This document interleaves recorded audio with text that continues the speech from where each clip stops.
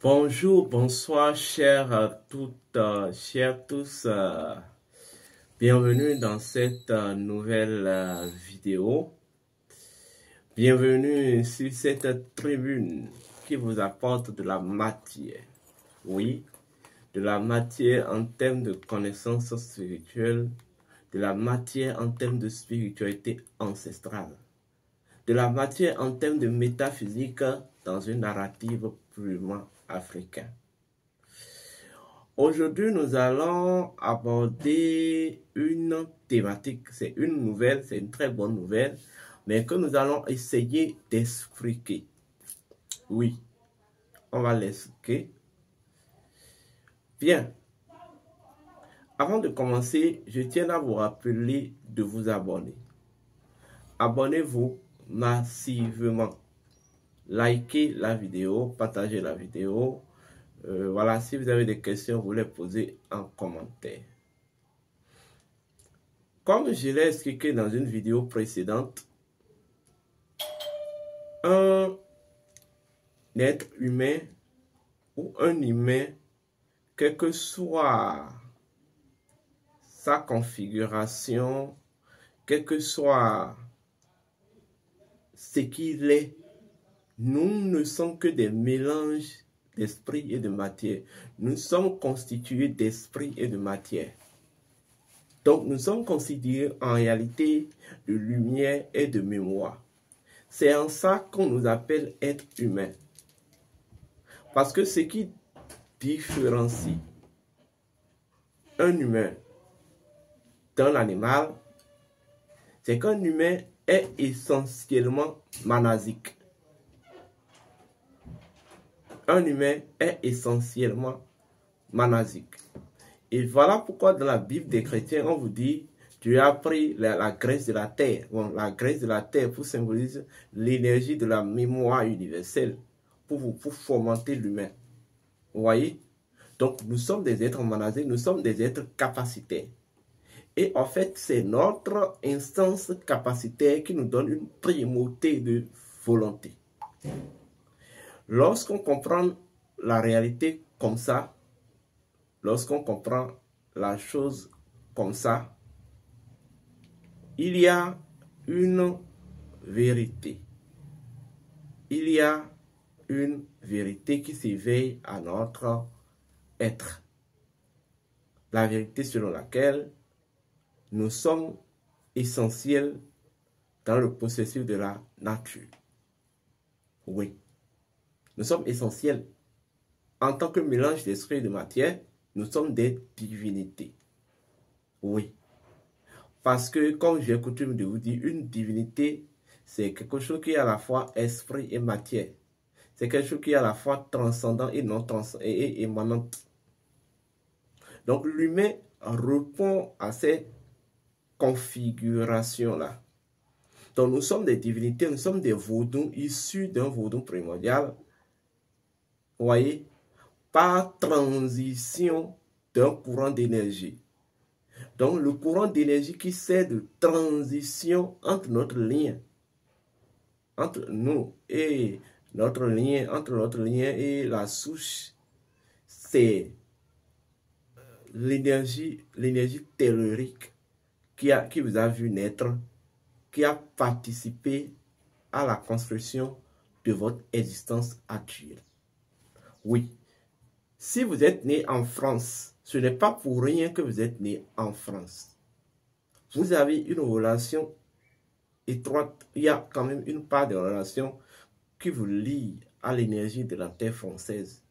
Vous êtes né en Afrique, ce n'est pas pour rien que vous êtes né en Afrique. Il y a forcément une primauté. En fait, l'énergie tellurique ou l'énergie tellurique du pays dans lequel vous êtes né a activement un impact dans l'identité vibratoire existentielle de l'individu. Oui. Parce que, comme j'ai coutume de vous dire, et je vous ai toujours dit, chaque terre est dotée de son entité spirituelle. Chaque terre est dotée d'une divinité tutélaire, d'une divinité primordiale. Et en fait, tous ceux qui naissent en périphérie sur cette terre, ne sont que des canaux, vous voyez, de prolongement de cette énergie tellurique-là. Voilà pourquoi, lorsque vous allez venir en Afrique, vous allez voir souvent certaines familles dans lesquelles on dit telle personne, ceux de telle famille s'appellent exemple les Goussis. Vous voyez, parce que leur ancêtre adorait la divinité Gou. Vous voyez, la divinité du fer. Donc, par conséquent, étant donné que le premier-né de la famille adorait la divinité du fer, toutes les personnes qui sont nées dans cette famille ont la divinité a une primauté sur leur énergie d'âme. C'est exactement la même chose. Lorsque vous prenez ceux qui sont nés sur une terre précise, l'entité spirituelle de cette terre a une primauté sur leur énergie d'âme. Oui. C'est ça en fait. C'est ça ce qui est le plus important. Donc si vous ne connaissez pas l'entité spirituelle de votre terre natale et vous ne créez pas une harmonie avec, vous risquez de ne pas évoluer comme il le faut. Encore mieux si vous êtes à la diaspora. Parce que comme je viens de vous dire, l'humain est mélange d'esprit et de matière. Donc l'humain est essentiellement lié à un courant d'énergie, en fait, souterrain et un courant d'énergie céleste. C'est ce qui fait la nature de notre existence. Oui. Vous comprenez? Maintenant, ceux qui sont et résident dans leur pays natal, ils sont très liés. Et en fait, quoi qu'on dise, par défaut, voilà, je vais parler de par défaut, je vais dire par défaut, l'énergie tellurique souterraine de leur pays a de primauté dans leur nature essentielle que ceux qui ne sont pas dans le pays et qui sont à la diaspora. À la seule différence que ceux qui sont à la diaspora, en fait, ils en sont liés en fait à un courant d'énergie céleste. Or, le courant d'énergie, tout courant d'énergie céleste a besoin de s'asseoir, de se positionner sur un pilier souterrain, donc sur un courant d'énergie souterrain. Donc, voilà, c'est d'ailleurs pourquoi vous allez constater que lorsque les gens quittent leur pays et se trouvent à la diaspora, ils ont souvent de l'instabilité, que ce soit sur le plan émotionnel ou sur n'importe quel plan de leur existence. Vous pouvez être à l'aise financièrement, mais être instable dans les autres domaines. C'est ça, en fait, le truc. Parce que, en fait, le céleste, la terre joue un grand rôle dans l'équilibre céleste. Or, ceux de la diaspora, leur principe premier, c'est, en fait, la matrice céleste. C'est la déesse Nut. Vous voyez? Donc, là, or, ceux qui sont au pays, ils sont appelés les autochtones. Parce que, en fait, ils portent de façon active l'énergie tellurique de la terre, vous voyez, qui sert maintenant, qui en fait les connecte en même temps à l'énergie céleste de ce pays-là. Donc, ils ont cette faveur, ils ont cette primauté. Parce qu'aucune divinité n'est incompatible à l'énergie tellurique. Vous comprenez? Tant qu'il y a soutènement, il y a rapport céleste en même temps. Mais en fait, l'enjeu céleste ou l'énergie céleste ne crée pas simultanément un soutènement. Donc ceux de la diaspora, leur position géographique fait qu'ils sont déconnectés de leur énergie tellurique. Parce qu'à partir du moment dont vous êtes là-bas, vous avez mené des activités là-bas. Vous avez mené des habitudes, vous avez des habitudes, des comportements là-bas. Cela vous lie déjà à l'énergie de là-bas. Vous voyez, étant donné que vous n'êtes pas de là-bas, donc cela vous lie de façon superficielle à l'énergie de là-bas. Donc pas même profond. Donc du coup, vous n'avez pas de fondement, vous n'avez pas de sources de stabilité. Donc, il faut retrouver maintenant une matière tellurique pour avoir des fondements, pour avoir des sources de stabilité. Vous comprenez? Donc, en fait, vous savez, partout où vous soyez, sachez que vous venez, votre nature et notre nature existentielle, vous devez sa constitution à une énergie ou à deux énergies. Énergie tellurique de votre terre natale et en fait la configuration céleste de votre terre natale. Maintenant, vous avez davantage, si vous mangez, vous buvez, vous interagissez consciemment ou inconsciemment avec cette énergie tellurique de votre terre natale de façon quotidienne, que en réalité, vous n'avez aucune interaction avec, et vous avez plus d'interaction avec la terre d'autrui. Ce qui va se passer, ça va vous faire donner, ça va vous faire attribuer une nature superficielle. Vous-même, vous vous sentez dans un enjeu, mais vous sentez que cet enjeu n'est pas profondément lié à vous-même. Ceux qui sont à la diaspora peuvent véritablement confirmer ce que je dis. Voilà pourquoi le vent de l'africanisation, du retour à la source, ça a quitté ceux de la diaspora parce que c'est eux qui ont cette sensation profonde de ne pas être connectés à une source. Vous voyez, c'est comme un arbre qui a en fait ses racines dans le ciel en réalité. Et bien là, ça serait dangereux pour cet arbre.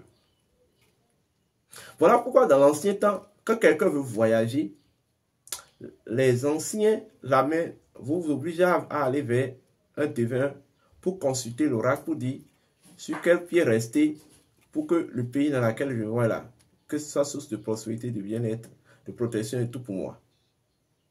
Et l'oracle va essayer de consulter les forces et voir les forces en présence dans votre voyage et voir maintenant quel protocole d'accord vous pouvez établir entre les forces, ces forces-là, et votre énergie tellurique natale pour que vous ne soyez pas coupé de la source.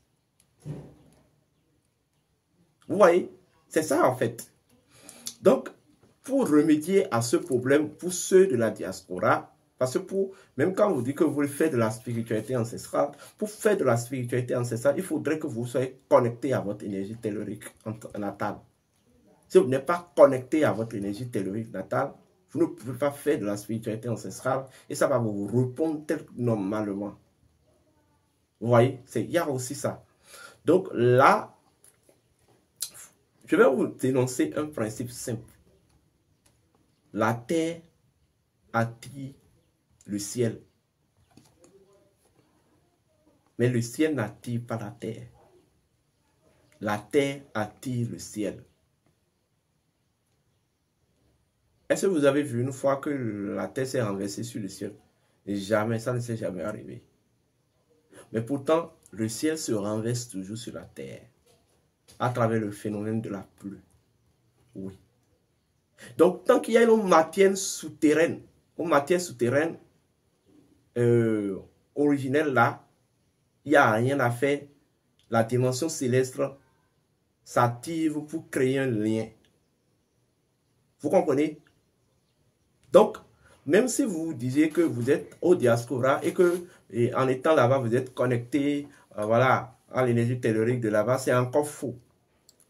Parce que étant donné que ce n'est pas votre énergie, c'est pas l'énergie, étant donné que cette énergie tellurique n'a pas été témoin de la constitution de votre nature existentielle, cette énergie-là ne peut pas véritablement vous servir de soutènement. Ça va juste vous servir d'un soutènement superflu et d'un soutènement superficiel. Et vous allez constater que votre existence ne se repose souvent sur rien ou ne se reposera souvent sur rien. Ça, si vous me comprenez. Pour remédier à ce problème, pour vous permettre d'être connecté à Karma, à votre énergie tellurique originelle ou natale, nous vous proposons un rituel intitulé la moisson de Karma. Oui, c'est un rituel très simple que vous pouvez faire si vous êtes de la diaspora. Et dès que vous le faites,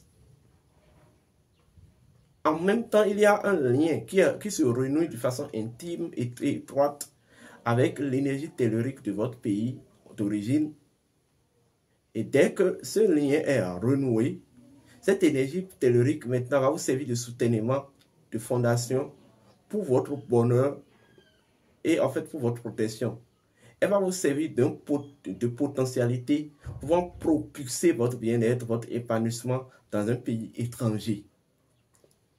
Ceux qui sont à l'extérieur et qui se cherchent, qui ne se trouvent pas hors de leur pays, qui ne se cherchent, qui ne se trouvent pas, je vous conseille de faire ce rituel-là, la moisson de karma. Oui. Qu'est-ce que vous allez faire pour participer, pour avoir accès à ce rituel? Il suffit simplement de nous appeler, de vous inscrire. L'inscription est à 41 210 francs. Bon, le nombre d'euros, c'est là. Qu'est-ce que vous faites? Vous allez prendre la monnaie. Vous essayez de prendre ça, vous convertissez ça en votre monnaie. Vous prenez ça en liquidité. Et vous allez essayer de passer une nuit sur ça. Vous mettez ça sous l'oreiller. Vous passez une nuit là-dessus. Dès que vous passez une nuit là-dessus, le lendemain, vous allez à l'agence, vous envoyez. Oui, c'est important ce rituel. Parce que oui, vous aurez un rituel à faire là-bas, mais nous aussi, nous aurons un rituel ici à faire. En retirant l'argent et en achetant ce qu'il faut, acheter. Vous voyez? Donc, dès que vous envoyez, vous allez envoyer maintenant votre nom, prénom, date de naissance, votre pays natal et le pays de votre pays de résidence. Vous voyez? Et le tout est joué. Vous allez vous préparer maintenant le 21 juin prochain, ça va être le samedi prochain, déjà à midi, vous êtes déjà en ligne et à midi 21 GMT, nous allons commencer. Dès que vous vous inscrivez, on va vous dire des petits supports que vous allez préparer. Ici, c'est vrai que vous faites ce rituel une seule fois et le tour est joué. Maintenant, que vous soyez africain ou non africain et vous vous retrouvez sur une terre étrangère, vous deviez faire ce rituel. Vous pouvez faire ce rituel. Que vous soyez initié ou non initié, que vous soyez, que vous soyez enfant, femme ou homme. Mais d'autres me diront, mais si je ne suis pas africain, et parce qu'on parle de karma, oui, quand on parle de l'énergie tellurique est liée aux profondeurs. Or, chaque terre, chaque pays dispose d'une énergie tellurique. C'est karma qui est la profondeur. Donc, c'est karma qui sert de matrice à toutes les énergies telluriques, quelle que soit la géographie. Voilà. Donc, les inscriptions sont déjà ouvertes. Nous avons besoin de 21 personnes. Dès qu'on boucle les 21, on va fermer les inscriptions. Mais les inscriptions sont ouvertes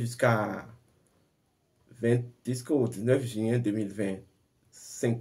Donc, le jeudi prochain. Voilà, vous aurez le communiqué dans la partie description. Partagez la vidéo. Je vous remercie et que les bénédictions soient.